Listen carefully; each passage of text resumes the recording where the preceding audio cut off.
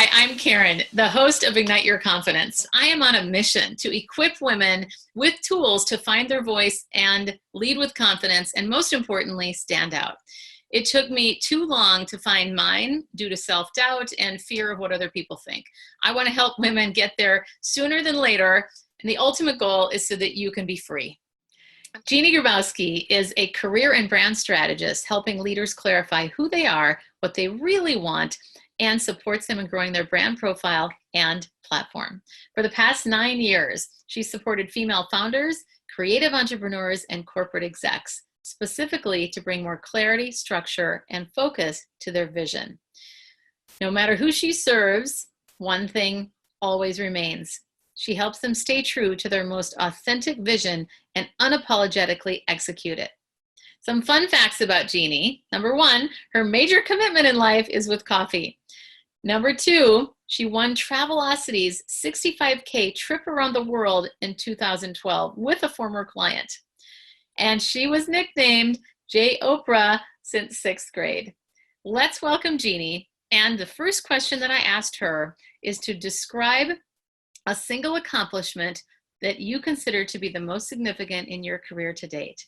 Here's Jeanne. Significant accomplishment in my career to date is really honoring and staying true to my values unapologetically, whether that meant being broke as I was pursuing my coaching business and passion and career, whether that meant, moving in with my mom, whether that meant, having scary conversations to enroll people as clients. 9 years later, I feel really proud of the fact that I get to do what I love, running my own business remotely from anywhere. And Maya Angelou's quote, I think, sums it up for me. Success is liking yourself and liking what you do and how you do it. And I feel really good about the choices that have led me to that. Awesome. Tell us about one of those scary conversations.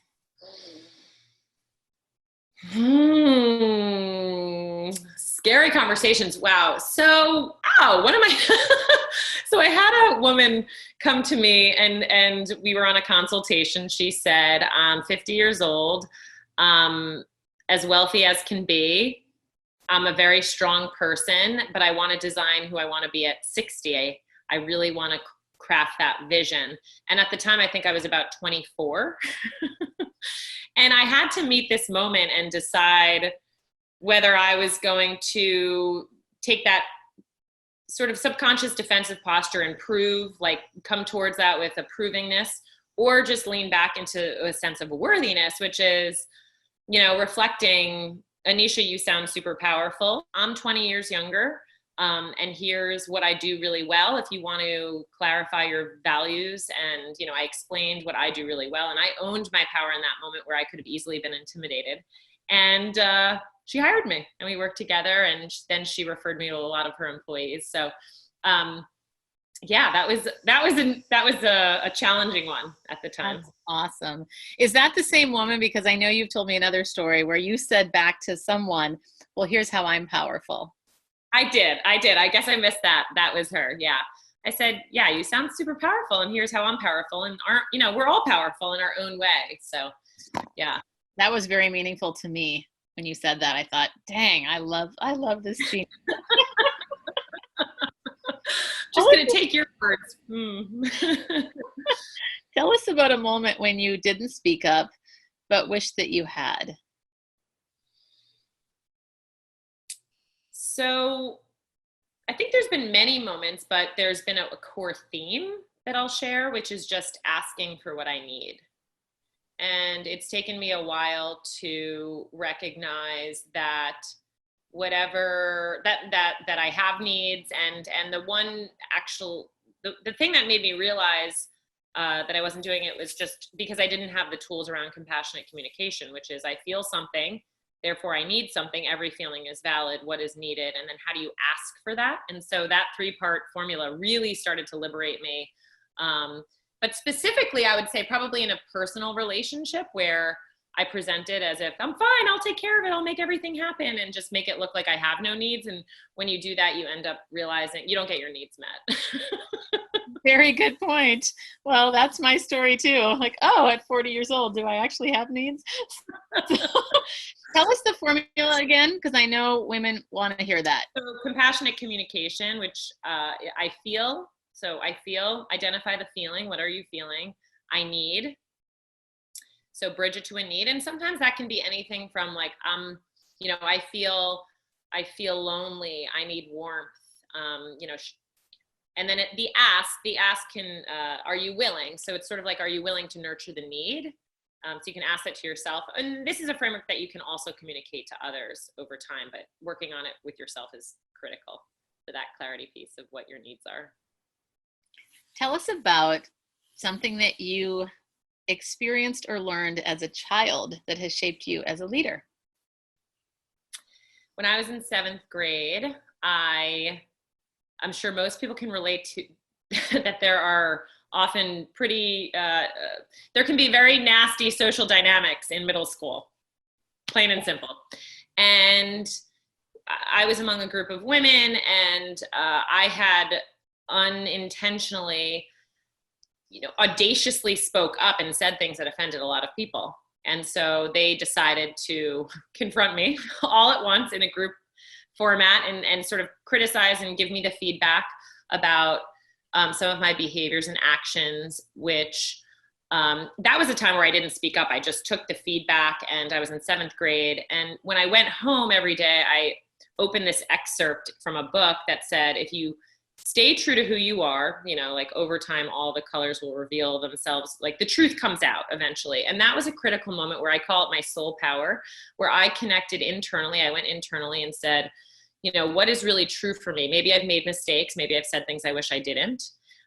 Ultimately, do I think this is true? And I had to own that and own the value of that. And that over time has really served me, because I realize now, looking back, that created the coping mechanism that I've used throughout my life to hold true to my values and my truth. Wow. I can't even imagine that circle. Oh my gosh. So what advice would you give to a woman listening to this who is doubting herself?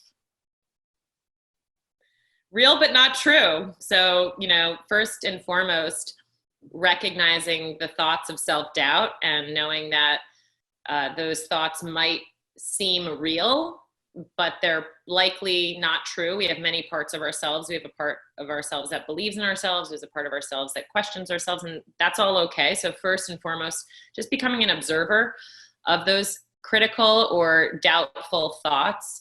And then we all have to make a choice, what narrative we want to play out. And those choices are made through how we speak, the language that we use, and how we want to speak about ourselves. I feel like every day I have to wake up and decide to focus on what makes me feel small or what makes me feel good. This morning, as an example, I wrote a long gratitude list because I've been dealing with some health stuff and, feeling a little bit under the weather. And so I thought, let me put my attention on the positive, because it's really a choice how this day goes for me.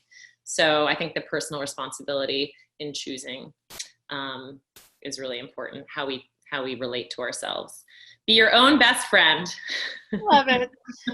If you could have dinner with anybody, living or dead, who would you choose and why? Well, you know this, Karen. Oprah! Yes, I do know that. Yes. Yes. Yes, we share love for Oprah and an aspirational desire to, be like Oprah, or I'll speak for myself. And yeah, Oprah. For me too. Oprah, it would be great. I'm so fascinated, by the longevity of her career and all of the people that she's talked to, and just would be a really interesting conversation, I'm sure. Yeah, for sure. No, I agree. Well, I think we can channel her here, by the way, between the two of us. So what is the best piece of advice that you ever got? Best piece of advice that I have ever received is probably around just this mindful perspective in life, which is life and fulfillment is all about how we relate to it. So meaning how we're being in the world really is the source of our power. And so it's not, so just, it creates a separation from reacting to the world around you constantly. And when I got that, when my mentor Rachel had shared that with me, like your life is about how you feel now, that really transformed the way that I go about what I do. If that makes sense. Yeah, thank you.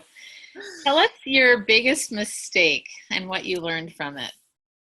Biggest mistake. My biggest mistake is invulnerability, is not sharing my mistakes and, holding back out of feeling afraid or ashamed of whether I was confused in the early stages of my business. For the first 2 years, I didn't have a lot of clients, and I wanted clients, but in all honesty, looking back, I was really afraid, and I was missing a skill gap, a skill that I needed in business, because I was more of a helping professional focused on the technical elements of coaching and supporting people. So when I look back, my mistakes have come mostly from hiding due to shame, due to embarrassment, thinking that, I'm alone in not understanding something, and then not having the willingness to be vulnerable enough to tell people, which then leads you down a path of getting, finding solutions, finding support.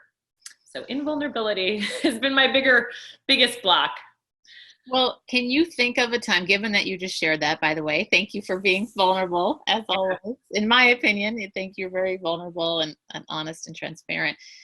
Is there something that you would be willing to share with us that we could glean from you that might be a vulnerable moment? Or maybe in the past, there was a moment of vulnerability that we could learn from, maybe thinking about the women that are listening that are afraid to share, or maybe they are hiding, and kind of towing the line of, do I say anything? Do I not? How do I own my power? I mean, I know that's kind of a loaded, lots of things in one question. But any response to that? So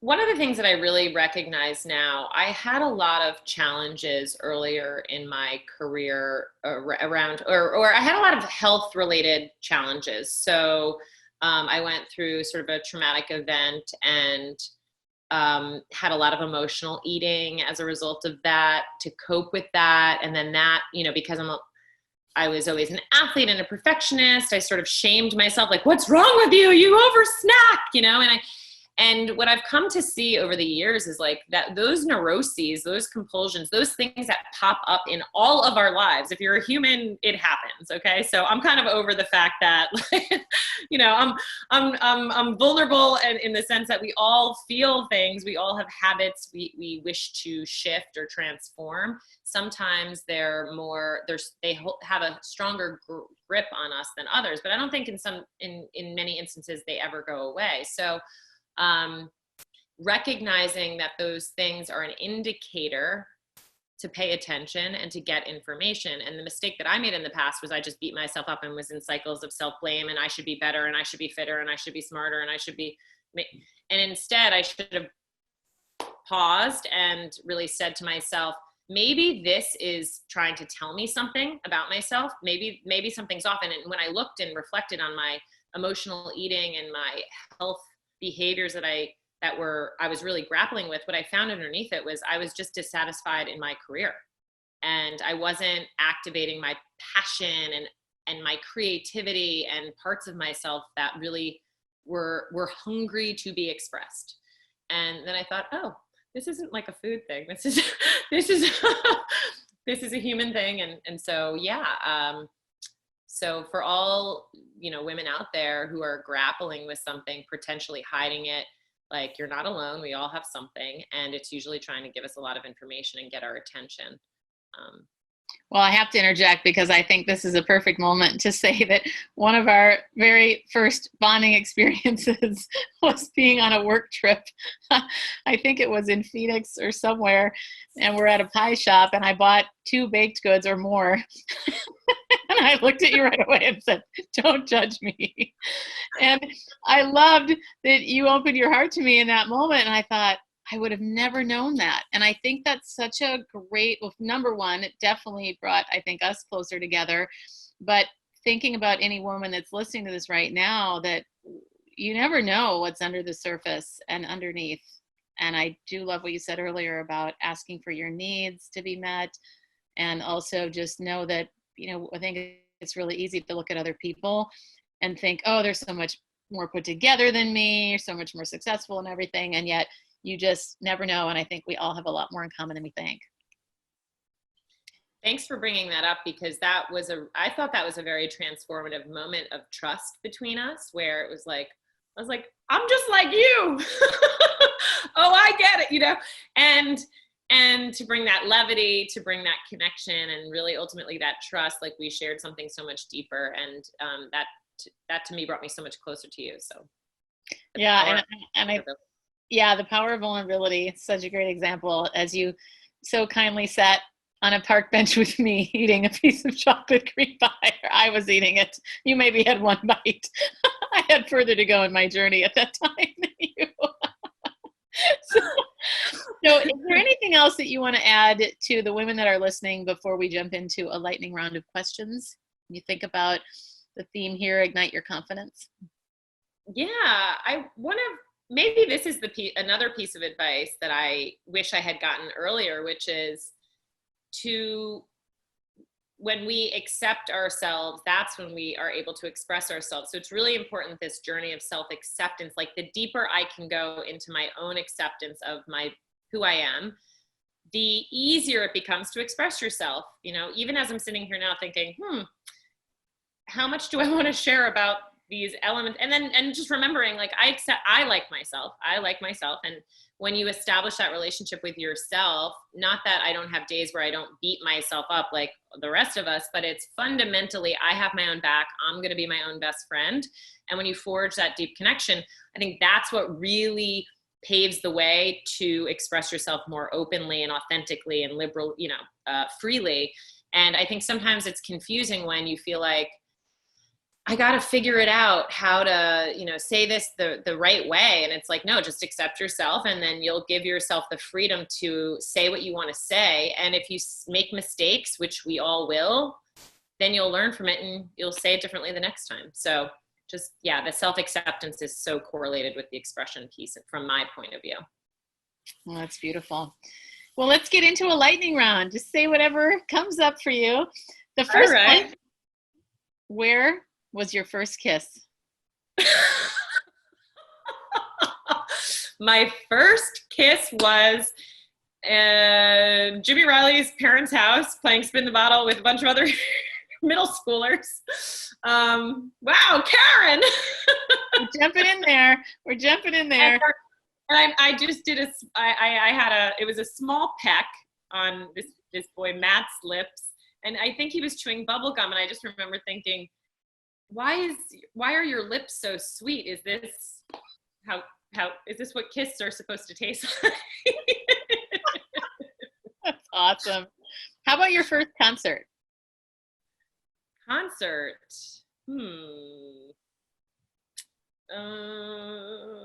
Geez. I guess probably Coldplay. Great. In college. Yeah. Okay. How about your guilty or not so guilty pleasure on Netflix? Netflix, Peaky Blinders. Okay. And your favorite travel destination? I really enjoyed traveling to Costa Rica. So yes, driving an ATV, beach town to beach town, drink in hand, infinity pool overlooking a mountain, and then the beach. It's really hard to beat. Yeah. Sounds amazing. What's the last book that you read? Difficult Conversations. Have you used any of the tips? Book. What's that? Have you used any of the tips? Yes, I have. I've taken away one that, which is just that we all bring emotion and feelings to a conversation. That's typically what makes it difficult. So just being more mindful that someone's coming to the conversation with their own set of complicated, complex human feelings and points of view. And that actually, although simple, was very profound in how I approach it in the beginning, to take it so personally, another person's point of view, and just realizing like there's separation here. They're in their own story, I'm in my own. So right. Still working on it. We all are. How about best nature spot? Well, you probably know I love nature. My favorite spot is near where I grew up, in Westchester, New York, by Rockefeller Estate, near the Mount Kisco area. There's a series of beautiful trails, and I've walked and ran many a miles in those woods, contemplating all sorts of things. Yeah. Favorite mantra or quote? One of my favorite mantras, spiritual mantras, is checking in with this question, which is, what's appropriate in this moment?